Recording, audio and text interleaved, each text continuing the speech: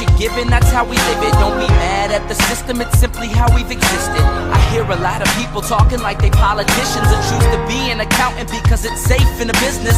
Not because they want to do it, just because they heard it pays. And who the fuck wants to be poor knowing that's how we've been raised? Society is getting heavy, I can feel the weight. The pressure of success is like 100 million pounds of shit. How you guys doing today? It's Anthony Gangi. Welcome to another episode of Tier Talk. Today we're going to be talking about training our new boots, our recruits.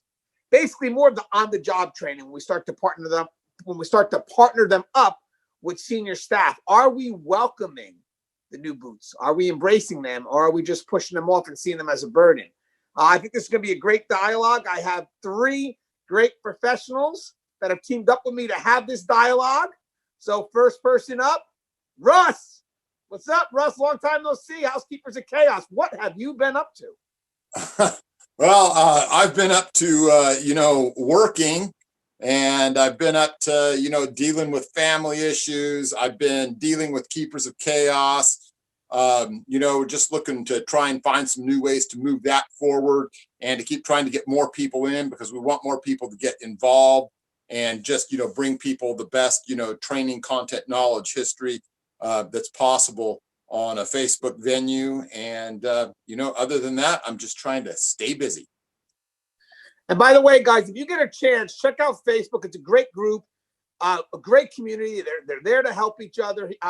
Russ does have a mentoring program, part of that in that Facebook group, which I think is just something unique. Also, real quick, I would like to dedicate this episode to a fallen brother, a very good friend of Russ. He was on our show once to discuss his book. I think it's Into Harm's Way. And Russ, if you don't mind, just as a tribute, can we give a shout out to our fallen hero? Yeah, for those of you that saw the interview that I did with Dick Nelson from California Department of Corrections, Dick started out his career at Folsom and later moved to San Quentin. At San Quentin, he's probably most known for the incident that happened Black August 21st, 1971, where they killed 3 staff members inside the adjustment center. They slit the necks of 2 others. They killed 2 other inmates. The inmates did this. And he was the one that helped retake the adjustment center using suppressive machine gun fire to get those guys to get their heads back down and to save those staff members. I did the interview with him about 2 years ago. He was just an outstanding man. He was an outstanding personality. And I just, want to send my condolences to his family. And, his blood family, yes, but also his family was huge because he knew everyone in the industry. I mean, across the nation, but especially at San Quentin and especially within CDCR. If you guys look on Keepers of Chaos, there's always some stuff, about him there. If you get his book, I highly recommend it. I thought it was, when I read it, it was just going to be about the Black August incident. And it primarily, though it was, that book made me proud to be a correctional officer all over again. And so, like I say, I just can't say enough good about the man. And, it just shocked me when I heard the news the other day. So those of you should take a moment and look him up. He really was an icon of the corrections profession. Right. And the incident that Russ is talking about happened in 1971. So that's a lot of experience, and he put his heart and soul into that book, Into Harm's Way. I'm actually, if you guys go to YouTube and you put Dick Nelson, Russ Hamilton, Tier Talk, the video will come up. I just did it now just to make sure. It is a really good interview. And if anything, it's a tribute to a fallen hero. So if you have a chance, take some time. This person dedicated themselves to this profession. So the least we could do is let's hear his words, huh? Andy, Andy, is that a Tier Talk cat? Who do you know? I know some people. Yeah, thanks for having me back on the show. It's great to be a part of the Tier Talk family. I got my merch now. That's awesome. Thank you, Anthony, for that. Plus, it came with my book, Inmate Manipulation Decoded. So reading that dude now, and it's pretty awesome. Just glad to be a part of this dialogue. And Russ, sorry to hear about our fallen brother. I'll I'll have to look Mr. Nelson up and do some research. I like to learn from our veterans in the industry, so I'll be reading what he's all about. Yeah. Hey, Andy, it is a great book. But if you get a chance, check out the interview, because that's what motivated me to read the book. You know, Okay. I didn't know about the book until Russ put him on, but when you hear his story, it's very it's humbling. You know, David Still, he's been on the show before. Big fan of Dave, because I'm going to tell you something, guys. He's active in all our communities and leading the way with those comments, man. Just spot on and sharing experiences. And what is that in your hand, Dave? What was that? He's got my Inmate Manipulation Decoded book. Now, Dave, no one's going to be able to see it until you make a noise, and the Zoom camera knows to go to you. All right. Can you hear me now? Yes. Okay. That's two. Love it. I just got Dave, it today. You mind introducing yourself to our audience? Yeah, I'm David Still. I'm a captain with the DOC. I sort of keep that personal. I don't get out there because of social media policies and that. But I've got 23 years in. I've done every single bit of it on the front line. I've rose to the rank. I'm watch commander of my institution, and I've been an investigator. I've been an officer. I've served in administrative roles. I've done a lot of things. Well, Dave, first off, it's an honor to have you. I'm sure we'll have you on again and again. Dave was on once before. We got to have a real good dialogue with a group of us, and I'm always interested to hear Dave's perspective. Now, today, guys, is going to be a very good show. We're going to talk about embracing our trainees. Now, guys, the reason why we have these topics is because there's someone out there requesting it, which means that someone needs this. That means there are trainees that come in that just don't feel wanted, you know, and to them, you know, they're expecting to connect, to belong, but unfortunately they get pushed aside, and we can't do that, guys. Initial part of this is their first impression of this profession. So we go back, we have a lot to discuss here. Now, guys, if you haven't the show, Tier Talk 3, you brave men and women that work in correction, so please subscribe, interact, engage, comment, hit that bell. Bell's going to notify you every time I post a video. We're going to go to our sponsor. When we come back, we're going to talk about welcoming our recruits, our new boots. Stand by. I wanted to attend a university that had an intelligence program. I wanted to look at problems different. I wanted to increase my critical thinking abilities. AMU offered those avenues to expand. Obtaining your degree as an adult, you're actually paying yourself and investing in yourself. You can't put a dollar on it. It's priceless. It's something that can never be taken away from you. American Military University. Learn from the leader.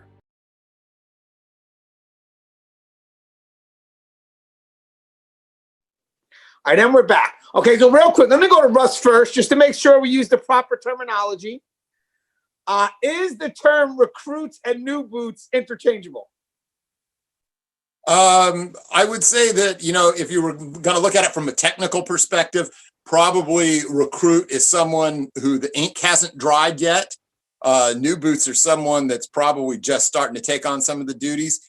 But you know what? That might be individual to each and every different department. And as we know, in this great nation, you know, we have thousands and thousands and thousands of different departments. So, you know, who am I to say? I just want to make sure, Andy, anything about any differences between new boots or recruits or trainee? We usually call them new hires or rookies. Of course, this is Indiana, so it's kind of all backwards, right? Hey, Dave, anything there with the terminology? Just want to make sure we're on the same page. We just call them trainees. Once they get in there, they're an officer for us. Okay, works for me. Now, guys, so first off, right off the bat, the reason why sometimes we have these dialogues is because somewhere along the line it's been sparked. You know, somewhere along the line there are some new boots that feel that they're not being welcome to this profession. Now, one thing about the Tier Talk channel here is that we show everybody the importance of having each other's back, right? It's definitely big in the communities that like Keepers of Chaos, Correctional Officer Brotherhood. You know, we try to get people into this profession by using the people that are already in this profession. Because, I mean, listen, let me tell you something, guys. Corrections, it's hard. It's a hard sell. But when we promote the brotherhood or the sisterhood and the fact that we have each other's back, it motivates people to want to come in this profession. And then it kind of breaks my heart when we have this dialogue and their first experiences isn't what we told them it would be, which is basically, are they being welcomed? And before I go to Russ first, I just want to mention something, guys. The initial impressions of this profession comes through the people first. You know, when a rookie comes in, they want to get to know the people because they want to belong. Now, I know we have senior staff that, you know, the trust is tough because they're a rookie and I don't know them. And okay, I understand that. I get that, but they still have to trust you. And I'm working on something now where I understand trust has to be developed, but care is automatic. You know, we take care of our brothers and sisters the moment they come in, and we have to make sure that that rookie understands that they're not alone, that they're not isolated. So right off the bat, Russ, I mean, do you feel that there are some senior staff that just don't want to be burdened by a rookie or a trainee? Well, when we look at the whole way that corrections used to be structured versus the way we want it to be, versus the way, you know, we wish it would function, it used to be that whole sink or swim mentality.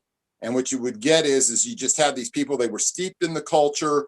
And when new people would come in, they wouldn't welcome them.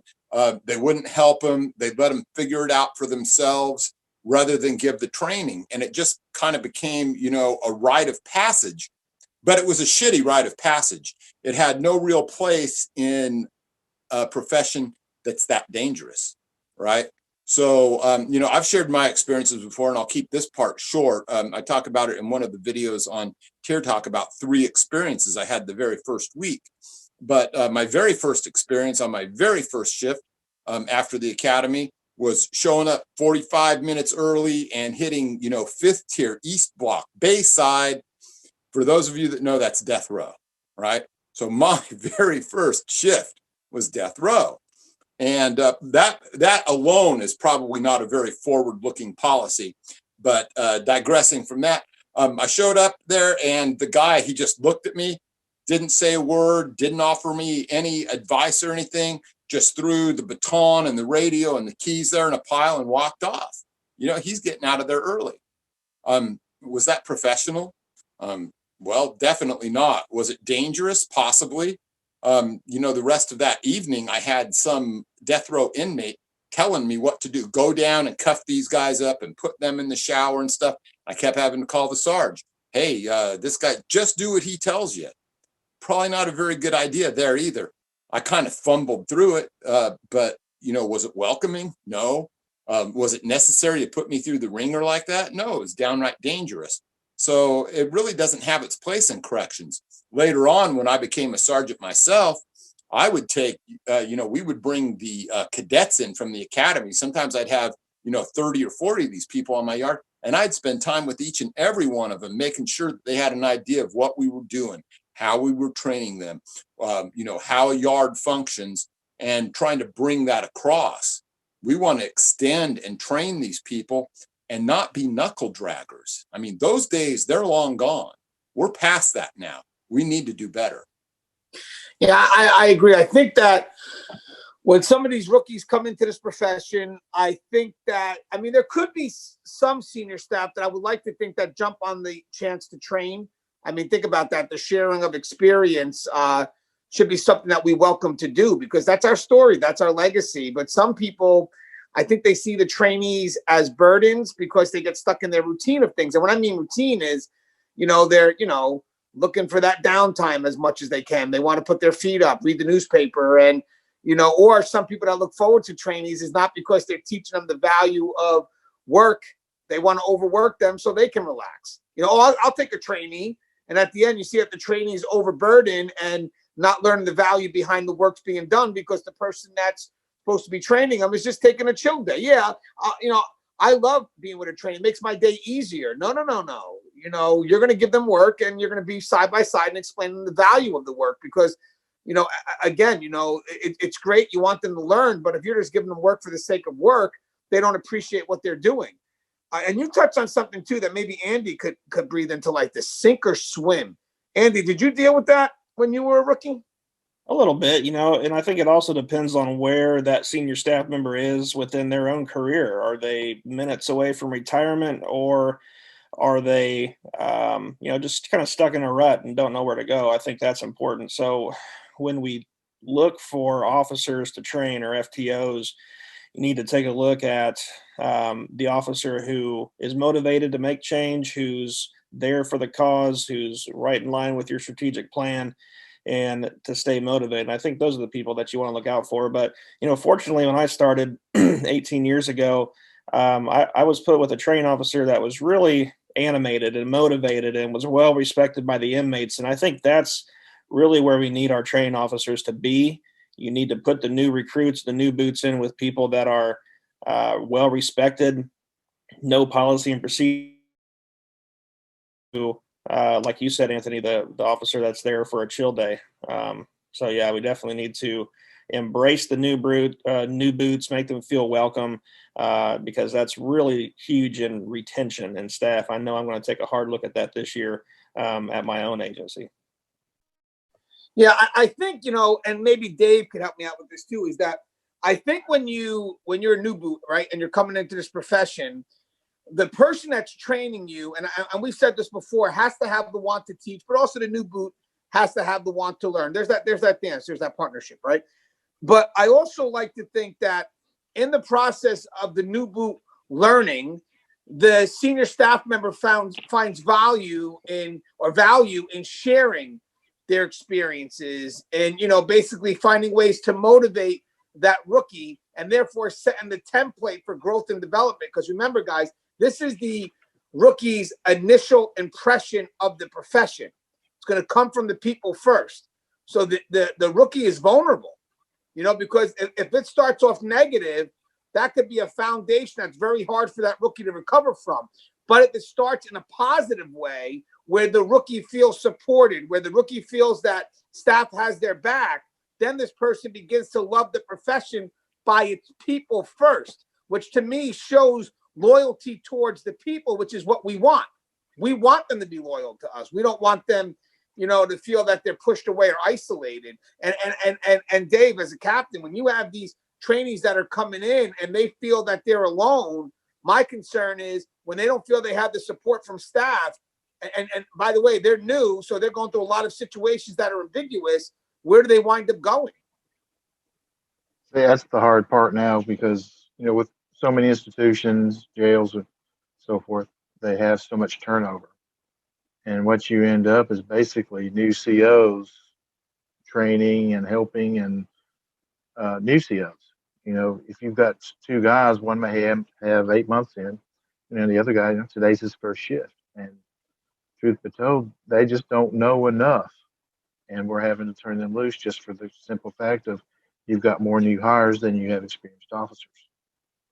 Then you have the other officers, the guys that have been working short for so long, now it's, I can kick back and take it easy. I've done my time. And they may take the attitude of, I don't have to work as hard. I'm just going to run these guys into the ground. And that just creates a nightmare for keeping people interested, engaged, and working. Yeah, and I think that to me is what's important, because as the person comes in, one thing is that I want to do what I can to make sure that they understand the value of the work. And I definitely don't think it's being showcased when you have senior staff who don't pay attention or show them the value behind the work, but also to show them the value that, that we have each other's back, the value of that partnership. And I'll go to Russ here. Russ, when you know that you have a rookie and they're going to get lost on their first day and they become hesitant in calling, that support that they're supposed to have, they wind up literally, because again, they're in desperation mode. But let's say you get the senior officer that doesn't want to be bothered. So the moment the officer goes to ask them a question, they get pushed off. So now the rookie doesn't know if they can ask them again, but they're desperate. They have to get an answer. Who's watching them? The inmates. And then eventually, who becomes that rookie's resource? Right, Russ? The inmates, correct? The inmates. And yeah, that is the one thing that we really want to keep them apart from. We've talked so many times in different venues and on this show about things like quid pro quo, and being put in a position where we feel that we owe the inmate something. That's human nature, right? We have to train against that all the time in order to get people to have their heads right, where they understand that the game they're in is a real one. And sometimes it can be life and death. Sometimes it can be career or jail. So that's just, one more aspect. I really think, though, that the tact that we should be taking, the vision that we should have for those new people as they're arriving, is the long-term goal. What is our long-term goal for that individual? It's not the short range of the moment, watching them sweat and, watching their fear and laughing at them and snickering behind their back. That's a range of the moment thing. And that range of the moment doesn't serve anything. We want that big picture thinking. We want to be able to say, we want this individual to do well. We want them to be able to advance within this department. And when we do that, and when we welcome them, we keep those training dollars and those expenditures and all that time and effort that we've put into training them there at home. They don't wander out and go somewhere else because they feel that's their home. Now, that's not going to be the case, obviously, with every single one of them. But in today's day and age, we see all the time where all those training dollars are just frittered away because the pay is bad, because it's too dangerous, because it's too undermanned.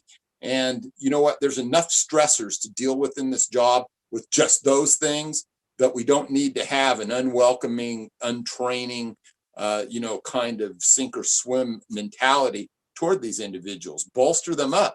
You never know which one of those is going to be the rising star, who's going to save somebody's life, who's going to come up with a new technique for the department, who's going to find a new way to introduce, more and better equipment. So, take it to heart. There's going to be some talent out there. Let's bring it along. Yeah, and you know what's funny, guys? Again, if you're senior staff, bear with me. Mind you, I want to balance things out and I want to be fair.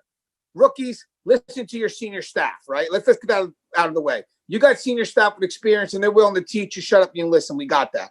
But I do want to focus on the senior staff that don't, or don't feel the value behind that training, or may not understand the importance of that training. That's what we're kind of focused on now.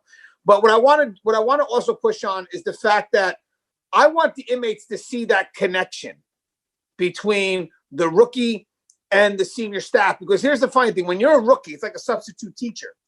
The students, or in this case, the inmates, think they can play the rookie. Now, if you're a teacher and you're a substitute teacher, maybe they can get that off with students, or because students, again, the teacher's there by themselves. So the students kind of run amok, and the teacher just after a while gets fed up and lets the students do what they do. It's sad, but it's frustration. But when you're that new boot, the inmates can't do that. So what happens here is your strength, because you're going to be vulnerable, gets reinforced by your support, which means I'm not alone. So, if I come in and you think that you're going to get over on me, Andy's got my back. And that's expected. But when Andy's got my back, he's reinforcing my authority. He's not getting my back to the point where I don't showcase my authority. He's just reinforcing it. But he's showing the inmates, don't fuck with him. Don't mess with him. Don't mess with her. Because you may think that this person's alone, but they're not. Because I'm a phone call away, or I'm on the other side, and the moment I see there's an issue, I'm there. So think about that perception, Andy. What's your thought on that perception? You either have the perception where the rookie's pushed alone, or you have the perception where, hey, we're together. Yeah, I think that's extremely important, especially to let the inmates see that interaction with the senior staff. And I think it's incidents where you push an individual into an open housing unit where, they're not 100% comfortable. A, it's part of learning. I get that. But B, the senior staff should recognize that new boot that's not 100% comfortable with their surroundings, and they should be with them. Because once the inmates try to get over on that staff member, or the new hire freezes, they're going to mark that that officer as somebody who can be pushed over and potentially manipulated down the road. So it's definitely important for the inmates to see that interaction, for the inmates to see that reinforcement from the senior staff member that they have that new officer's back and they're not going to get pushed over. So trying to balance that's tough. And it's not only for custody as well. You got other departments too that hire new staff members, medical, the kitchen area, and they have to be placed with senior staff in their own areas as well. Especially people that aren't used to corrections or don't have any experience with inmates. It's definitely a learning curve. That was me when I came in. I had zero experience in jail. I worked at a department store in loss prevention and came into the inmate world. And it was an eye-opening experience for sure. But senior staff need to stick with them. They need to teach them, and they need to have the inmates realize that they got their back. I love that, Andy. And you know what? I can give this to Dave on this one, is that as a supervisor, I do expect that the trainees are getting quality training. I do expect that their day is to be productive. So as a supervisor, if I am, getting ready to kind of see the closing of the day, where I would like to think that somewhere along the line, the person being trained may turn in something to kind of give you the running of their day, what they've learned. And then you kind of look at it to, make sure that the person's day is being productive. I like to think at the end of the day, they do turn in some slip. If you are taking a look at what the trainee has learned, just in general, what do you expect them to pick up on their first few days on the job? Just the basics for me, just for me and the places that I work versus the academy training they're receiving. I think at times there's a disconnect between what they're being given in training versus what the tools and the skills they're going to need inside the institution. Simple things like filling out a logbook, learning how to handcuff, things like that. Things that, we feel like they should know coming into the job. For me, I want them to find their voice, to look at somebody and say, that's against the rules, can't do it. If you want to continue to do it, I'll get a supervisor over here and he'll deal with you. And for me also, if I go through, I find an issue, I don't fix it. I go to the officer and say, hey, you've got a problem over here. You need to go over here and get with this inmate. You need to find your voice. You need to find a way to deal with this guy. Now, if he gives you a hard time, I'm here. I'm going to give you all the backup that you need. But I can't do it for you just for the simple fact that I'm in charge of an entire institution. I can't hang out with you here all day. But I can look at the inmate. The inmates may look at you and say, hey, he's a new guy. I don't have to do what he says. Well, I got news for you. You have to do what he says. If you choose not to, it's just the same as you look at me and say, screw you, I ain't going to do it. You do that to that officer, guess what? You suffer the same consequences for being defiant to him that you will be to me. Yeah, I love that, because basically, saying something negative towards the rookie or not being in compliance with the rookie wants is the same thing as not being in compliance with what I want as their supervisor, because he's a representative or she's a representative of the house. I also saw Russ and Andy in agreement with what you were saying. So I was wondering if I could, maybe get the same question towards Russ being a supervisor as well. You got a trainee, you're trusting them with a trainer. At the end of the day, what would you like to see that trainer bestow on the trainee, and what would you like that trainee to have by the end of the day? Well, the main thing that I want an exposure to different situations. I want them to have, been able to see, what we're doing with regards to maybe bringing in a crew that we're having to strip search. I want them to see what happens maybe in a mass search that we're going to do. I want them to see what's maybe going to happen in a targeted search.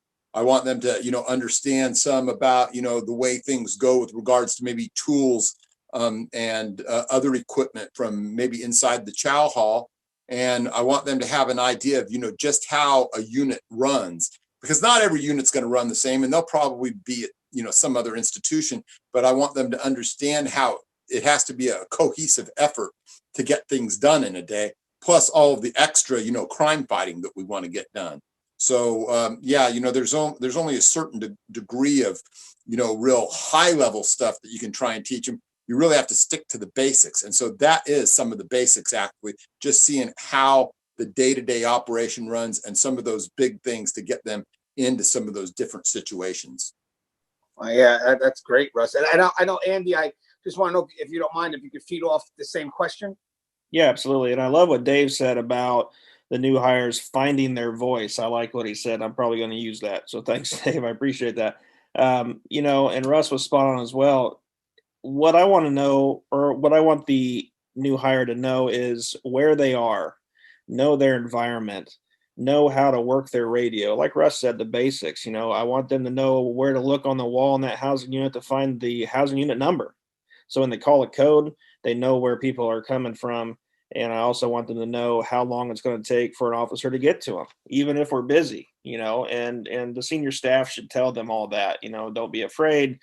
Help is around the corner.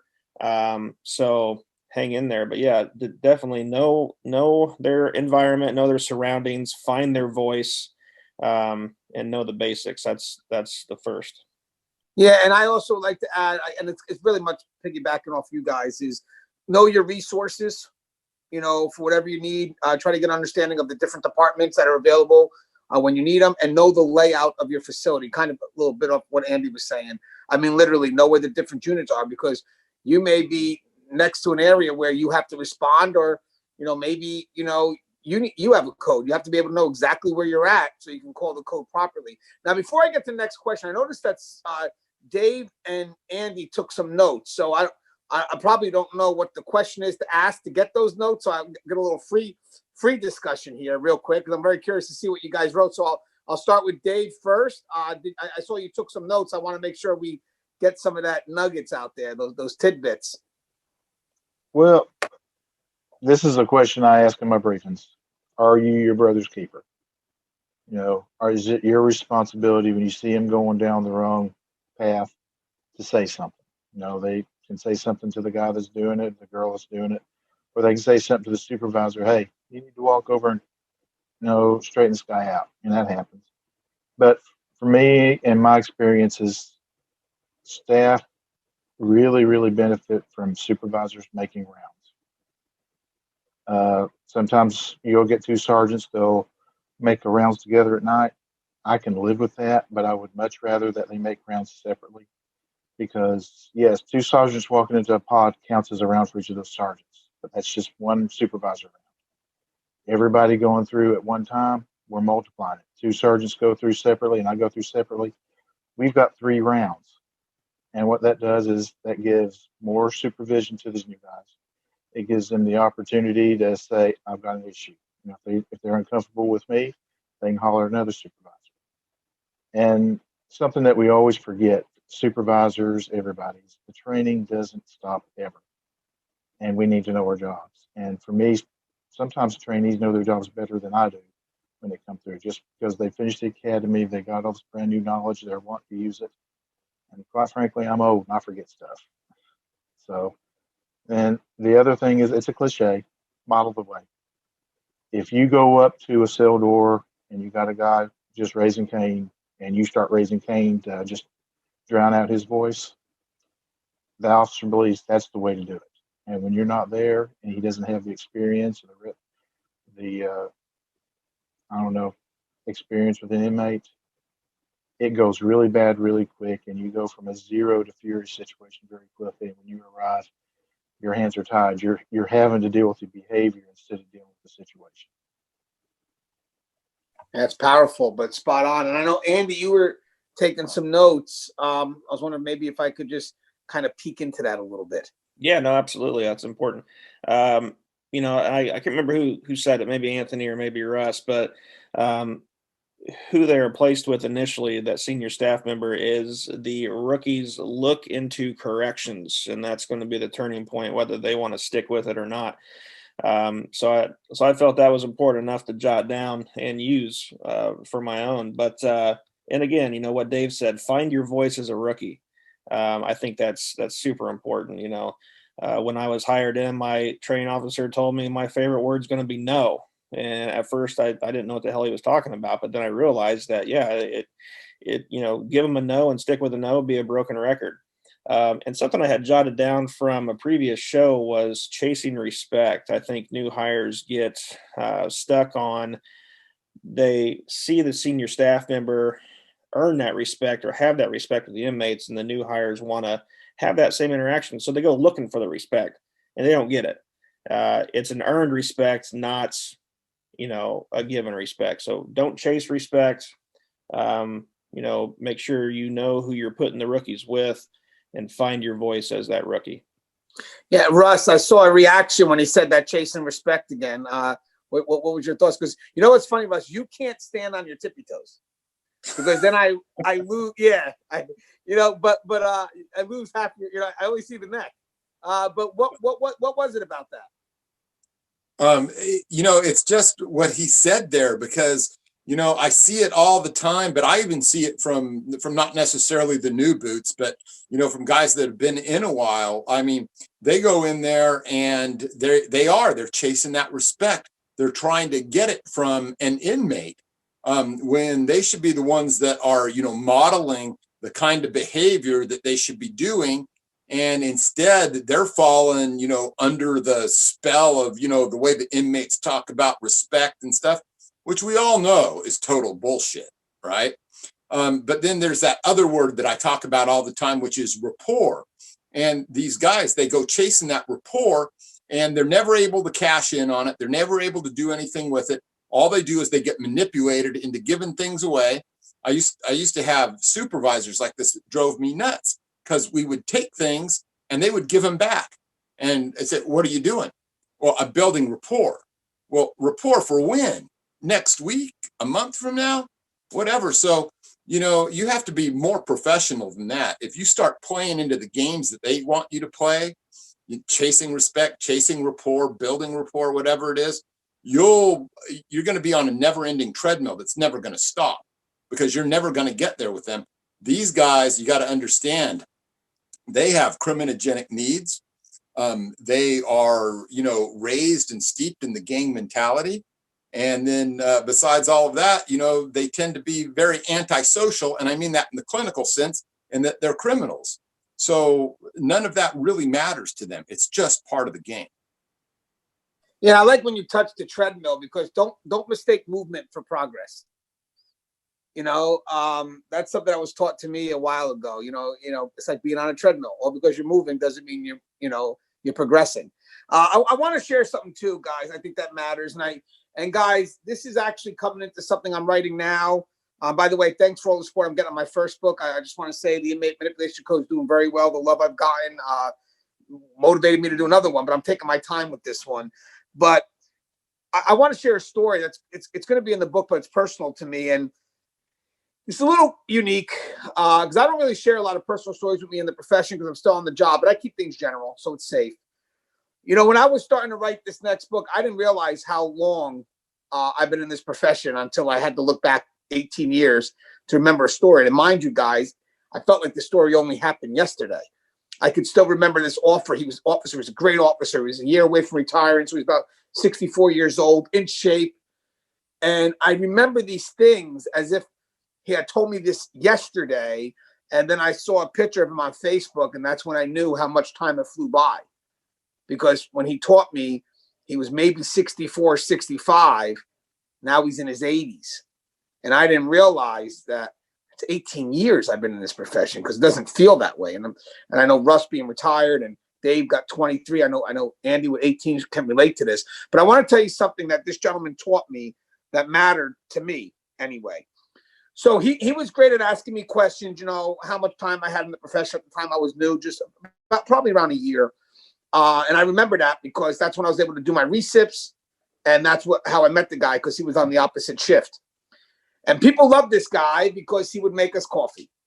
So if you're working third shift, that's the person that's making coffee. That's, it's a great way to get people in your location. And believe it or not, there are some third shifters or overnight shifters that do like to talk. They do. I was one of them, so, but I noticed that people didn't just take the coffee and ran. They stayed and they just enjoyed this gentleman's company.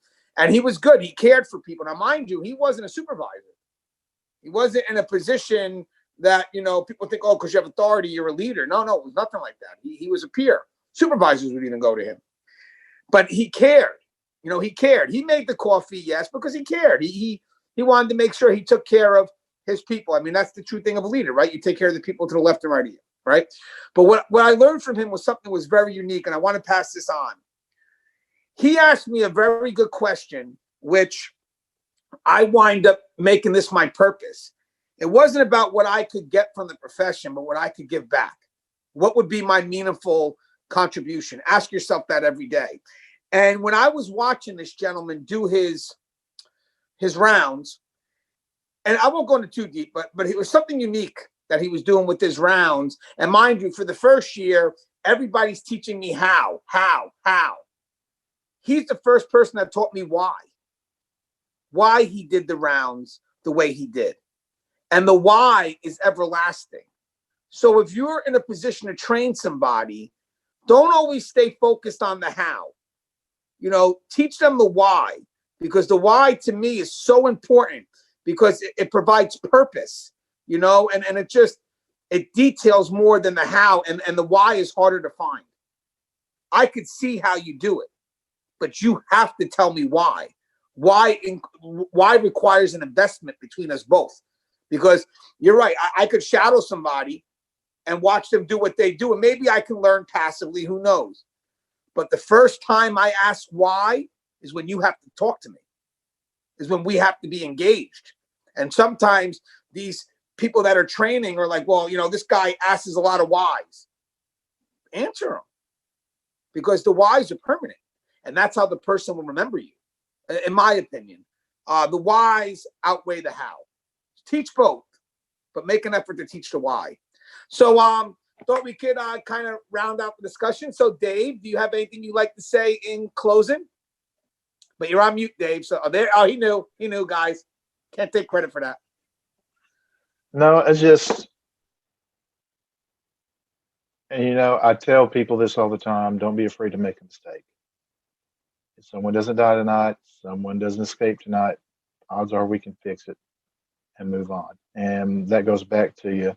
I do this all the time too, and it's a quote I picked up from Patton, is tell somebody what you want, don't tell them how to do it, and let them surprise you with their ingenuity, and give somebody some freedom to problem solve. You know, when we roll up on a problem, we deal with an inmate, I'll ask the officer, what do you think we should do? And go from there. Get some input, because he was there. He knows what started it, he did all this. And the new guys too. Hey, they may tell you something completely and totally outlandish, and you can look at them and say, we can't do that. Well, they've learned something today that we can't do. And then they watch you and they learn something that we can't do. That's, you know, it's teaching. Even with the guys that are 15 years in, if you've got somebody who's been on night shift for 15 years, and whatever circumstance is, they end up on day shift, you know what? They spent 15 years on night shift. They don't know how day shift works. They're in that process of learning again, and as far as I'm concerned, they're a new officer again. So we're always teaching as supervisors, and the officers that are working with them are, whether they're wanting to or not, they're teaching too. Hey Dave, that was spot on. That's a whole. You may set up for another discussion. I'm definitely going to have you on for that, because those adjustments, when you're on a different shift and learning. I mean, you know, welcoming someone to, you know, hey, welcome back to first shift. You know, that I think that also goes the same when you have an officer, let's say, that's working in full min for many years, and all of a sudden they decide to take a bid in the max unit. You know, may have to go through some form of retraining, but thank you for those. Also, that little nugget, the patent. I appreciate that. Hey, Andy, you have anything you'd like to say in closing? Yeah, I got my train of thought back. I was so into what Dave was saying. That was just so spot on that I kind of lost my train of thought when I was listening to him. Those were words of wisdom right there. That's awesome. You know, teach integrity to the senior staff coming in with the new hires. Teach your people integrity and doing the right thing. And like Dave said, you know, let them make a mistake, but let them know why they made the mistake and what to do to fix that in the future. Of course, we all know integrity is doing the right thing at the right times with no one looking. Teach the new hires that early on, because that's might save their job with manipulation tactics from the inmates, but also lets them know, hey, let's do the right thing. Okay, let's go by policy. Let's do the right things instead of doing the easy thing. And I think that's important to instill in the new boots. Yeah. And Andy, I'll tell you something. Sometimes when people are training, they're training practice as opposed to policy. So when you have a trainee, Go back, check your policy, make sure you're teaching the right thing, because complacency, you may not realize it's happening. So go back, read up and make sure you're teaching, true actual policy and not practice that's kind of strayed a bit.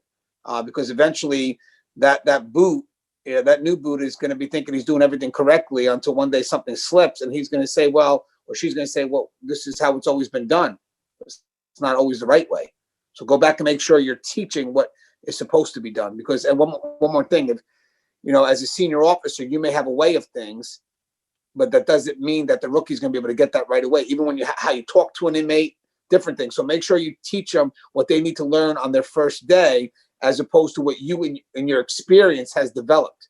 Because if they, try to walk the way you do, it could be a totally different outcome. Do it the right way. Hey, Russ, anything you'd like to say in closing? Yeah, guys, those that are listening to our voices out there, remember that, the energy that you put into these new boots is going to be the kind of energy that you get back. So if you're doing negative things with them, if you're downing the department, if you're, downing other staff and doing all of these things, that's the kind of reflection that you're going to get back from those guys. Bring positive energy to it, man. Be full of gusto and that excitement that you had maybe when you first got into the department, and really take the time to actually teach them. Not just, the day-to-day stuff that we all go through and stuff, but like Anthony said, teach them the why about it, because the why is very important. And then secondly, always remember that you're always teaching in two directions, right? You're teaching to those below you if you're supervising them, but you should also be teaching those above you who maybe don't have all of it together like you should. But you should also be learning things from those above you and learning things from those below you. Take it to heart, pass those things on. And don't think that, there's just reason now to just, quit and never pass anything on. I'm going on 4 or 5 years now, having been retired, and I'm still passing things on that have happened to me. And I'm still learning brand new skill sets, as it were, especially with regards to communications. So, be enthusiastic and, be that voracious learner who really wants to get in there, learn all they can and pass it on. That can make a difference in this profession, because this profession is so full of negativity that we have to find a way to push past that if we're really going to get past some of the really serious things that we face, like staff suicide, for instance. So, let's be positive out there. And a couple of things I want to say, kind of feeding off what you guys said. We promote family on Tier Talk, so it really does break my heart when someone goes to the profession and they don't feel that right away. Again, we know trust has to be earned, but the care, that's automatic. That's our job. That's something that we have to do. I think Dave said brother and sister's keeper 100% right from the get-go. The other thing is that we are a family. There are going to be many times where, you could have someone that's a senior staff, you decide to get a promotion, and then now you're back in the trainee position. At any time, or you may decide to take a left. I crossed into admin. I had to be trained, so at any moment you could find yourself, being that trainee. So why not give the trainee that you're dealing with the respect that you would expect if you were in the same situation? And two more things. One thing is the relationship between the trainee and the trainer. It's mutually rewarding. I want people to know that it's a benefit to both, because I think there's something magical in sharing experiences, because they could get lost. We had a fallen hero named Dick Nelson, and to be able to hear his words forever on a video, we owe that to Russ, because if not, his voice would have been lost in this profession. Sometimes we don't realize how important it is. I'm not just getting the information, but who we're walking next to, who one day won't be around. And we can go back and say, wow, I know him. He trained me. But sometimes we don't take advantage of the moments because you're so worried about the future, and it's not the future for you now. Learn the profession, be an apprentice, shut your mouth, take in the information that the senior officers are trying to give you. Now, going back to the senior officers, I do have an idea when it comes to training. There's a thing called one word. So basically, when it comes to training, you can't treat everybody the same. So what we used to do is we just ask the trainee before we get started, away from ears from the inmates. The inmates don't need to know this. This is just me getting to know my trainee. What's the one word that defines you? If you can think of one word. And whatever that word is, that's how we mold our training. I'm determined. You know, I love the word freedom, whatever it is. But that one word becomes an idea of who that person is. And then what you do is you kind of cultivate your training to fit the needs of that individual because they embrace it, because it's coming from their perspective. And in the end, guys, we're not looking to transform people. We're looking to cultivate. I'm not looking to change you. I'm looking to find the spark inside of you and light it. And that takes time. So when you're a senior officer and you get that chance to train somebody, take your time and do it. Really, take your time and do it. It could be everlasting. Everlasting.